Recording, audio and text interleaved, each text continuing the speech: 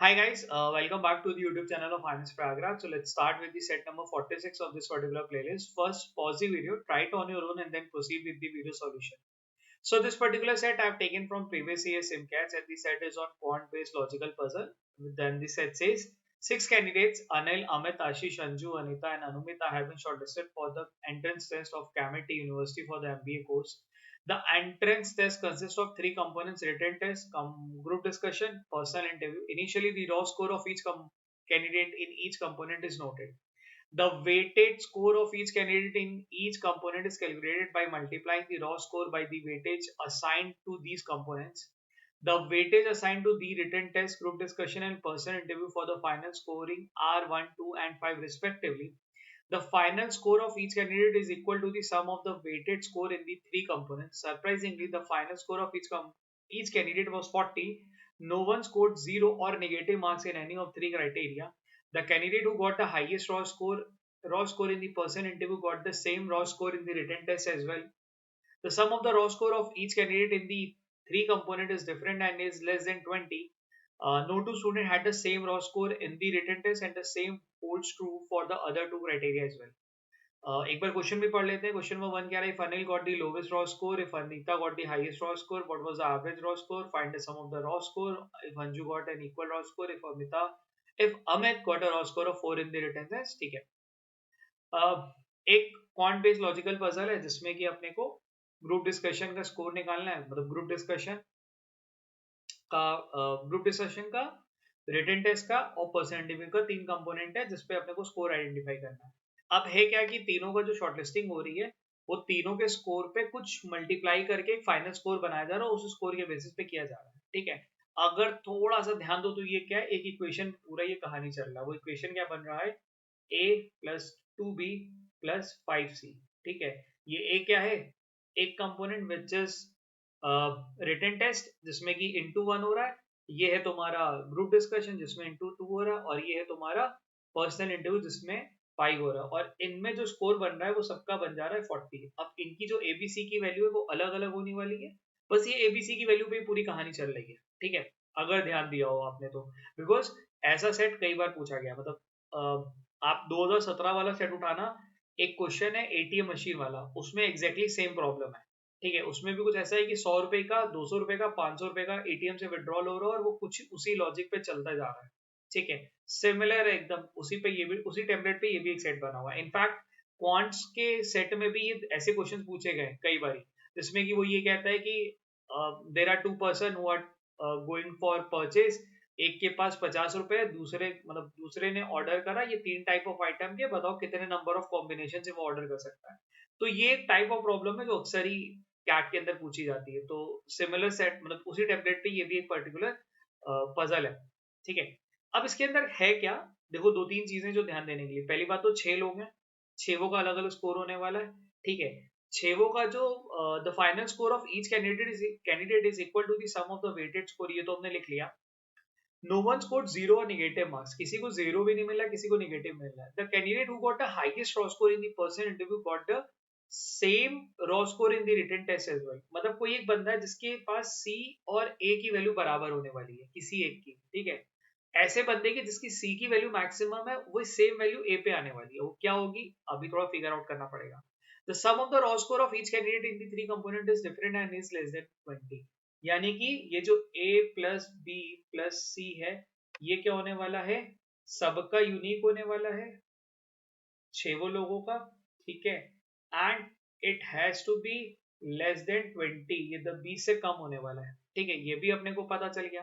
ये दो कंडीशन है. पहला, a प्लस बी प्लस सी की वैल्यू 6 की अलग अलग होने वाली और 6 की 20 से कम होने वाली. 20 से कम का मतलब एनीथिंग लेस देन 20, 19, 18, 17, ऐसा. इक्वल टू 20 नहीं है, लेस देन 20 है, वो ध्यान देने की जरूरत है. No two student had the same raw score in the written test and the same holds true for the other two criteria as well. अच्छा, किसी भी बंदे का रिटन टेस्ट में, ग्रुप डिस्कशन में और इंटरव्यू में सेम रॉ स्कोर नहीं होने वाला, ये भी है. तो आइडियली अपने को जो ये वाला सिचुएशन है, ये कहाँ पे क्रैक होगा अगर ध्यान दे पाओ तो. बिकॉज पर्सनल इंटरव्यू जिसके बारे में अपने को ध्यान देना पड़ेगा, बिकॉज उसका वेटेज बहुत ज्यादा है. ठीक है. ये जो सी की वैल्यू है वो मिनिमम कितनी हो सकती है? वो तो 1 हो सकती है, बिकॉज 0 ले नहीं सकता. और सी की जो मैक्सिमम वैल्यू है वो 8 नहीं ले सकते, 7 हो सकती है, ठीक है। 8 इसलिए नहीं लेंगे बिकॉज इसको 8 देंगे तो इनको 0 देना पड़ेगा, ये ध्यान देना। अब यहां से ये पूरा कहानी चलने वाली है। ये सी की वैल्यू अगर 1 है तो फिर क्या केस बनेगा, सी की वैल्यू अगर 7 है तो क्या केस बनेगा, ठीक है। सी की वैल्यू 7 लेंगे, यानी कि सी की वैल्यू 7 लेने का मतलब पीआई की हाईएस्ट वैल्यू 7 है, तो उस केस में ए की भी वैल्यू को 7 लेना पड़ेगा, which is again not possible. अब ये लॉजिकली कनेक्ट होते हुए चलते जा रहा है, तो आओ चलो क्या करा जाए, एक टेबल बनाया जाए, बिकॉज चीजों को सॉर्टेड रखने के लिए we need to make a table. अपने को क्या पता है, सबका स्कोर 40 बनाना है, यानी कि इसी इक्वेशन में पूरी कहानी बन रही है, ठीक है। अपने को पता है कि यहाँ पे भी यूनिक वैल्यूज आनी, यहाँ पे भी यूनिक वैल्यूज आनी, यहाँ पे भी यूनिक वैल्यू आनी है, इनका सम तैयार होगा वो भी यूनिक होगा, and it has to be less than 20, ठीक। अपने पास क्या था, सी की सबसे बड़ी वैल्यू क्या हो सकती थी, 7 हो सकती थी, वी कैन नॉट टेक 8, है ना। 8 के ऊपर ले नहीं सकते थे बिकॉज 5c की जो वैल्यू है वो 8 5 जा 40 यही बन सकता था। But if we go for c as a value of c की वैल्यू अगर हम 8 लेते, in that case we have to take a and b की वैल्यू भी 0, विच इज नॉट पॉसिबल, क्योंकि क्या बोला था कि किसी की भी वैल्यू 0 नेगेटिव नहीं हो सकती। So c can never be 8, c can c be 7, अगर 7 लेता हूं तो यानी कि यहाँ पे भी मेरे को 7 लेना पड़ेगा, बिकॉज पीआई की सबसे बड़ी वैल्यू 7 है, और एक कंडीशन दी गई थी कि the candidate who got the highest raw score in the PI got the same score in the written test. अगर ये 7 है तो ये भी 7 देना पड़ेगा, तो उन दोनों का सम तो 42 बन जाएगा, which is again not possible। तो यानी कि मेरे को PI की वैल्यू क्या लेनी पड़ेगी, 6 लेनी पड़ेगी। अगर ये 6 लेता हूं तो यानी कि 30, यानी कि a plus 2b को मैं 10 बनाना चाहूंगा, which is possible। also मेरे को क्या पता था कि PI की वैल्यू यूनिक होने वाली, तो मेरे को 6 तो देना ही पड़ेगा ना। 6 5 4 3 2 1, ये तो मेरे को बेयर मिनिमम देना पड़ेगा, इसके अलावा तो मैं कुछ कहानी चला ही नहीं पाऊंगा। पॉइंट समझ लो, ये 6 5 4 3 2 1 देना ही पड़ेगा, ठीक। अब ये 6 5 4 3 2 का मतलब अगर ये 6 है तो ये भी 6 देना ही पड़ेगा, यानी कि 6 + 6 कितना हो गया, ये हो गया तुम्हारा 30 और ये हो गया 6 36, यानी कि कितना बच गया, 4 की वैल्यू, यानी कि यहाँ आना चाहिए 2, यानी कि 6 6 12 और 2 14, यानी कि ये तो एक केस बन गया तुम्हारा एकदम परफेक्ट, ठीक है। अच्छा, अब क्या करा जाए, ऐसे क्वेश्चंस में दो चीजें हैं जिसको ध्यान देने की जरूरत होती है, ठीक है। पहला, इन क्वेश्चन में हमेशा कुछ ना कुछ पैटर्न दिखाई देगा, मतलब तुम्हें दिखाई देगा कि दो दो के डिफरेंस पे, तीन तीन डिफरेंस पे वैल्यूज मिलती जाएंगी। दूसरा, you have to try on the maximum value and on the minimum value, ये दो चीज पे ट्राई मारना चाहिए। तो यहाँ पे पीआई की मैक्सिमम वैल्यू पे हमने फिगर आउट कर लिया, पीआई की मिनिमम वैल्यू पे दिमाग लगाते हैं। पीआई की मिनिमम वैल्यू मतलब 5, यानी कि जो रिमेनिंग वैल्यू है, यानी कि 2b प्लस a की जो वैल्यू है वो अपने को क्या बनाना पड़ेगा, 35 बनाना पड़ेगा। पॉइंट समझ रही हो। तो ये 2b प्लस a की वैल्यू के लिए क्या हो सकता है, b की वैल्यू हो सकती है 17 और a की वैल्यू हो सकती है 1, या 16 और 16 दूनी का 32 और 3, ठीक है, या 14 और ये हो सकती है 14 2 जा 8 और ये 6। यार ये तो ले नहीं पाएंगे बिकॉज 14 + 6 20 हो जाएगा। ये भी नहीं ले पाएंगे बिकॉज 16 + 3 19, 19 + 1 20, ये भी नहीं हो पाएगा, यानी कि ये ले सकते हैं, यानी कि यहाँ पे भी आना चाहिए 17 और यहाँ पे भी आएगा 1, यानी कि ये इनका सम कितना बना, 19 का, ठीक है जी। ये भी आसान था निकाल पाना। अच्छा, चलो इस पे ट्राई मारा जाए, ये केस 1 और केस 6 अपना निकला है। चलो केस नंबर 5 पे ट्राई मारते हैं। केस नंबर 5 पे क्या है, ये 2 की वैल्यू है, अगर 2 की वैल्यू है तो now we are left with 2b plus a is equals to 30, ये निकालना होगा, ठीक है। b की वैल्यू मैक्सिमम क्या हो सकती है, b की वैल्यू हो सकती है 15, लेकिन उस केस में a की वैल्यू पे लेना पड़ेगा 0 0 लेना पड़ेगा, which is not possible. b की वैल्यू कैन बी 14, तो a की वैल्यू लेना पड़ेगा 14 और ये लेना पड़ेगा 2, ठीक है।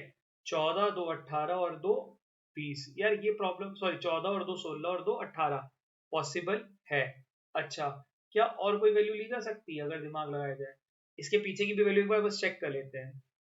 13, उस केस में a की वैल्यू लेनी पड़ेगी अपने को 4, तो 13 और 4 17, 17 और 2 19 बना सकते थे, लेकिन प्रॉब्लम क्या है 19 में भी यहाँ पे भी बराबर आ जाएगा, बिकॉज अपने को कंडीशन क्या थी, इनकी वैल्यू का भी जो जो सम तैयार हो रहा है, ये जो वैल्यूज का ये भी यूनिक होनी चाहिए, तो ये वाला केस भी नहीं ले पाएंगे, तो क्या लेना पड़ेगा 14 और 2। अब अगर ध्यान दो ना, यहाँ पे क्या हो रहा है, 3 का गैप आ रहा है, यहाँ पे 1 का गैप आ रहा है, तो चांसेस आर वेरी हाई कि ये 1 2 3 4 5 6 बने और ये 14 17 11 ऐसे करके बने, चांसेस आर वेरी हाई, ठीक है। But I am not sure कि अभी ये होना चाहिए, मतलब एकदम से आप एक्साइटेड होके ये चीजों पे मत चले जाना, एक दो केसेस पे और ट्राई मार लेना, ठीक है। ये आ गया आपका 18, देखो यहाँ पे भी पैटर्न दिख रहा है, एक का डिफरेंस, ठीक है। अगर एक का डिफरेंस है तो 17 16 15 14 एकदम देखो आना चाहिए।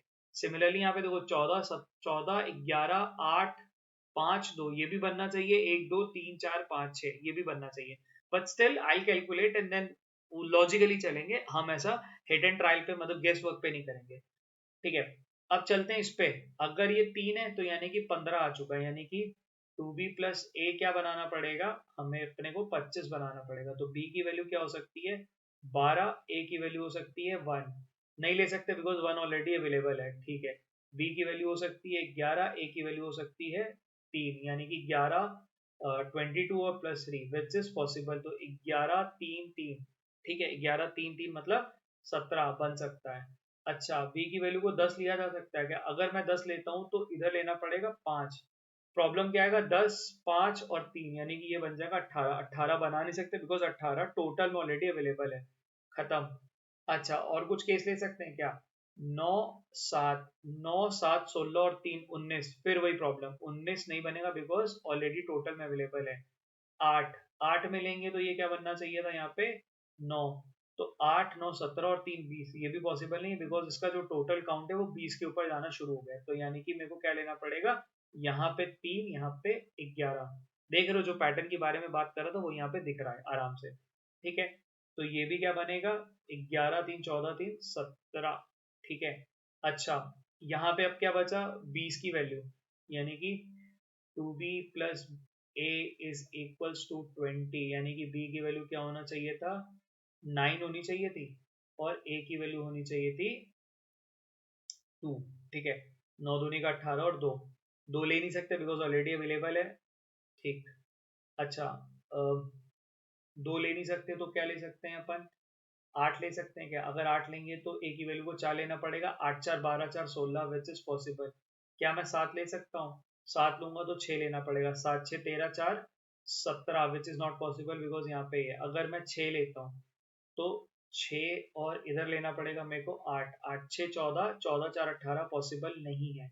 फिर क्या ले सकता हूँ 5 पे ट्राई मार लेते हैं, 5 अगर लूंगा तो 5 और इधर आ जाएगा 10, यानी कि 15 4 19 विच इज नॉट पॉसिबल। अगर मैं 4 लेता हूँ तो 4 पे मेरा क्या आ जाएगा 12, यानी कि 12 4 16 4 20 which is again not possible, यानी कि इसके आगे का केस चेक करने का कोई मतलब नहीं है बिकॉज मैं 20 पे ऑलरेडी बैठ चुका हूँ।